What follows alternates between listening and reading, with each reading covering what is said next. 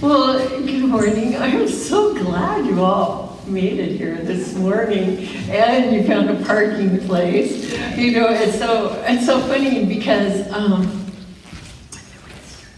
if you look around, this place is really perfect for us, but at the same time, it's not totally perfect. You know, things can be both at the same time, not perfect and perfect, which is really what I wanted to talk about today. The idea that we don't have to be perfect to be perfect either. So, what is perfect? Oh, I see some flower girls going by out the door. It's so cute, you know. So it's perfect in that way too. You can see little girls dressed up. When I think of perfect, and maybe when you think of perfect, you think of something that has no flaws, something that's done without any mistakes, something that's just exactly so. So when you think of perfect, you think of an Olympic athlete who's winning the gold medal. But what about all the runner-ups? Isn't their performance perfect too? They spent so many years working on it. Or if you know, I don't know if you're like me, but sometimes when you were at school, you got maybe just not the blue ribbon, but the participation ribbon. You know? That's perfect too, you got a ribbon. You know, is your idea of a perfect meal going out to a fancy restaurant? Or are you somebody who takes more of the Goldilocks approach? You know, if the porridge isn't too hot and if it's not too cold, then it's perfect. Luckily, my husband is like that when it comes to our meals. So, I just finished a few days of babysitting, and I have to say it wasn't exactly a perfect experience. I have to say that babies are a lot heavier than they were a few decades ago. Going up and down the stairs was not as easy as I remembered. And, you know, I lost the opportunity to do some things that I had planned on, events that I wanted to go to. And I missed some sleep because I was getting up every 2 hours some nights. But so it wasn't perfect in that way, but at the same time, it was perfect. It was perfect. It gave me a chance to bond with my new granddaughter and her brother. So it was perfect and not perfect at the very same time. We had fun. When it seems like things are not going according to plan, you know, sometimes you can just roll with it and change your plans, while other times you just need to get a fresh start. So if you make a plan to exercise and don't, has anyone ever done that? Should you give yourself just a pass till the next day or the next week, or should you get your shoes on and get started? Or if you're like me, are you going to slip into that emotional dialogue? You know, I call it the monkey mind, of telling yourself, oh, you're so weak, you're so lazy, you don't have willpower. What would you do? What have you done? Can't you see that you're okay, even if you do make a mistake? So, just on Friday, I was planning to have lunch with Reverend Maureen. We were going to catch up. She's been gone a while. But I was just sitting at my desk, and she called me and said, "Where are you?"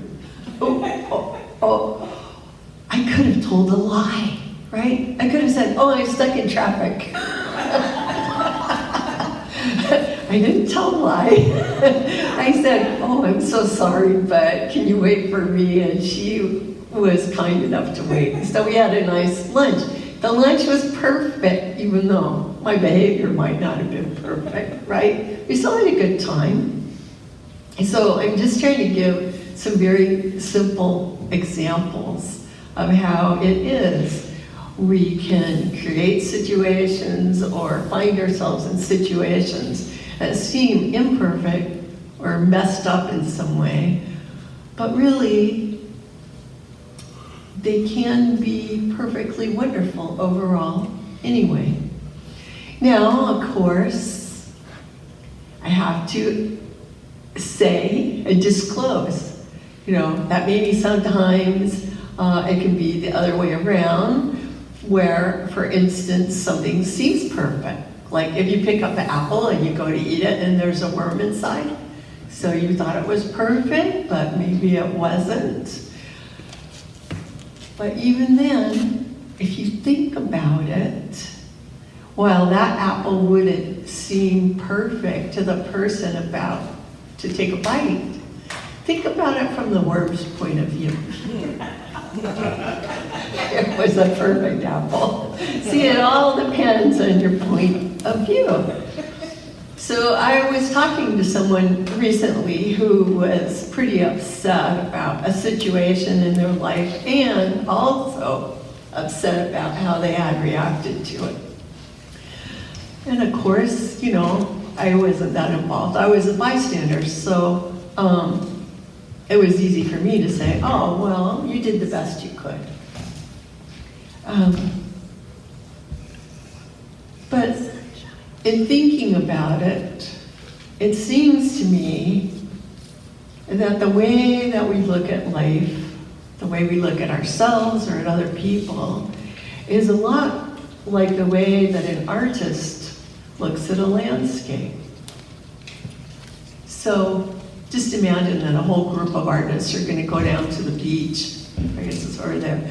Going to go down to the beach and together, and they're all going to set up their easels and do a little painting or drawing. One artist is going to look at the scene and notice how the sunlight is sparkling on the water. And another artist is going to notice the children playing in the waves. And maybe another artist is going to be looking the other way and look at the houses perched up on the cliff. And another artist is going to see the dead sand crabs and the dried up seaweed and all those little flies buzzing around. See, they're all in the same landscape, right? But each person has their own point of view. The landscape just sits there. So I know about this. I went into therapy for this one, which was I was afraid to ride on windy roads, and the therapist was like, no, the road is just sitting there. It's all in your mind. Don't worry. and it was actually quite helpful to recognize that how we feel about things takes place within ourselves. The landscape is just sitting there, being the landscape. Life is life. You can think of it as beingness, being. When you talk about life in the really big scale, the grand whole divine unity of life does not judge. There is no supernatural being that's sitting somewhere up on a throne in the sky judging us. Life evolves, life responds, there are consequences, but life doesn't judge.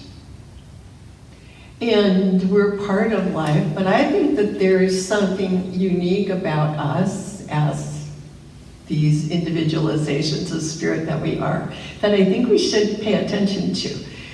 And it's this, and I think it's really interesting, that we do have the ability to judge.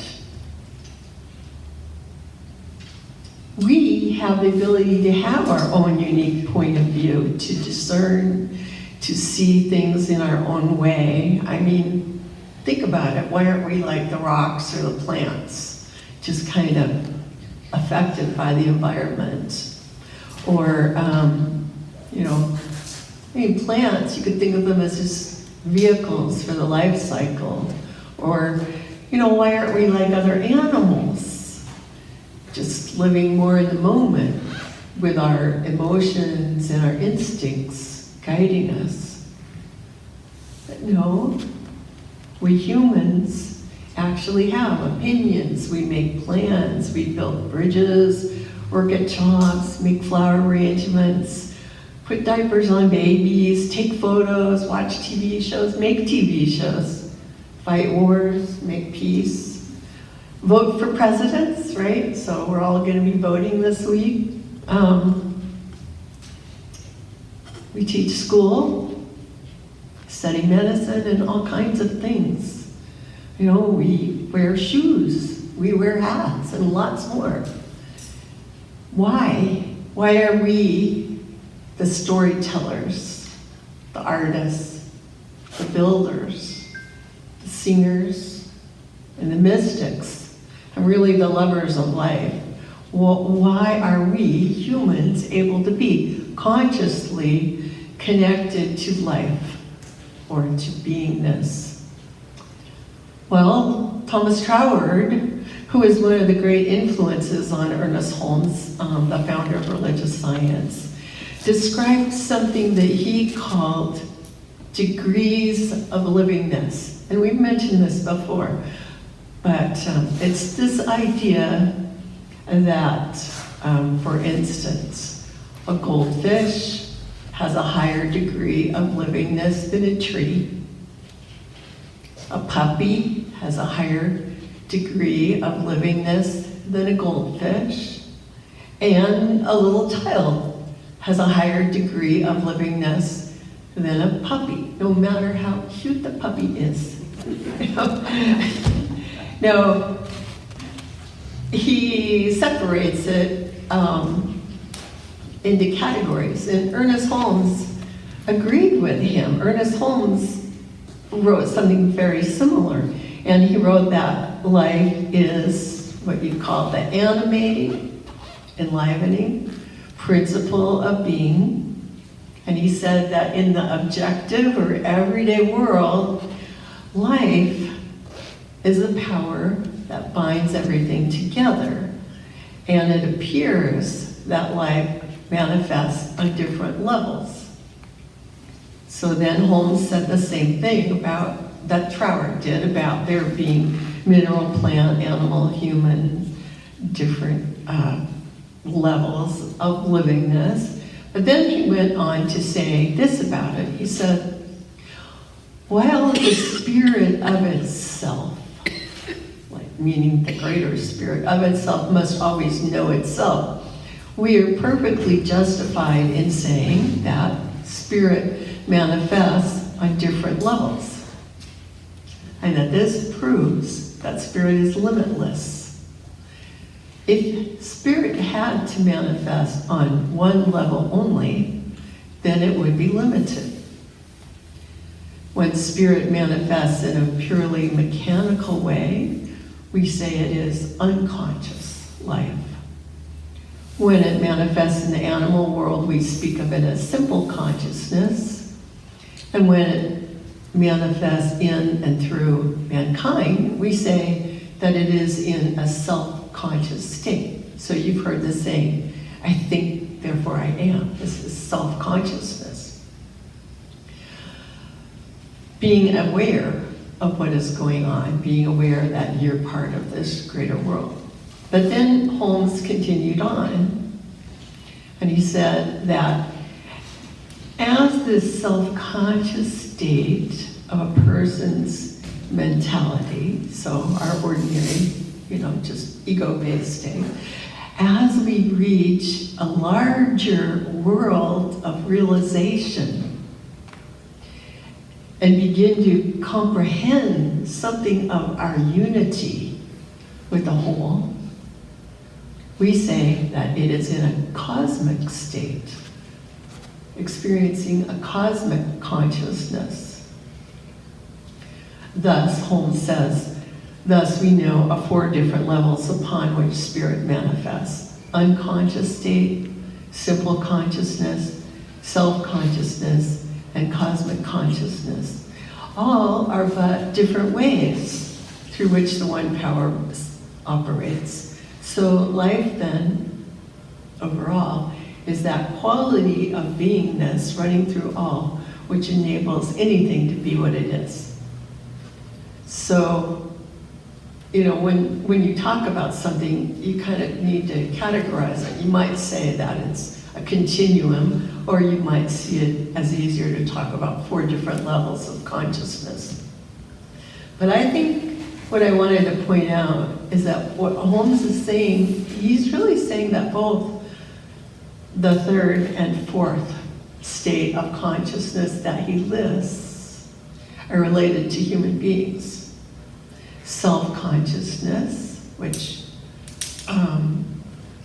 we all have that. Everyone has that, I think, our personal self-consciousness. And then cosmic consciousness, our consciousness with the unity, with the allness of life.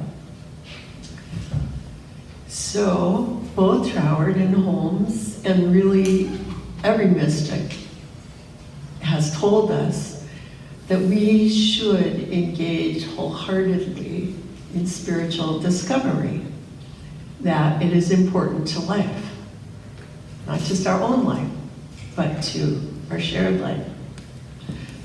That the role that we humans play as human beings is an important role in the evolution of life, which, as we know, life is infinite, is eternal, and also is always in expansion. So through our lives, we're part of this expansion process. So in the Gospel of Luke, there's a story about a time when the parents of a young Jesus couldn't find him.